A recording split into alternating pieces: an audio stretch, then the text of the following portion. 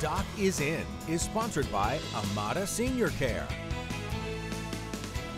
Fox 56 News Chief Medical Contributor Dr. Ryan Stanton is with us in studio. This morning he's focusing on the IV shortage across the country. Good to see you. Good to see you. And yeah, this is huge. I mean, between the two hurricanes, never thought hurricanes would impact healthcare across the U.S., but they're doing it, and we're going to talk about it. So 2 weeks ago, we had Helene come ashore and hit, really in western North Carolina was the highest amount of impact. I saw reports earlier in the week that over 100 bridges were knocked out, but the amount of rain and flooding that took place hit one of the largest producers of IV fluids in the country. In fact, it is the largest. It produced 60% of the U.S. supply of IV fluid pushes and those supplies.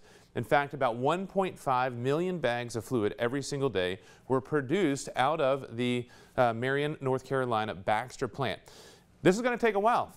Thankfully, the plant was not destroyed, but there's going to be a lot of cleanup taking place and the logistics of the roads that are getting there and getting out. So right now across the country, there's mandatory restrictions on the uses of IV fluids and pushes, impacting everybody from EMS to hospitals to emergency departments across the country, even here in the Bluegrass because of these. What we're going to talk about coming up in the next half hour is the fact that Milton may have rubbed some salt in the wound and made the issue even worse. So talking about how that hurricane is potentially going to impact the IV fluid. So this is huge because about 80% of patients who go into the emergency department and hospital end up with some sort of IV therapy. So this is something that could significantly impact the public needs to be aware of, especially when you say, I'm going to go into the hospital and get tanked up because I may be dehydrated or whatever it may be, that right now it's a little bit different across the country.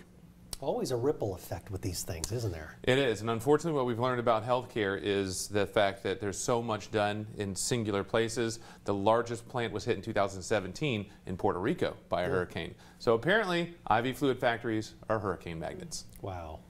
Well, thank you, Doc. We'll check in with you at the end of Half the hour. hour and another 30 Not going minutes. far, just right over there. Okay. It's good to see you Sounds again.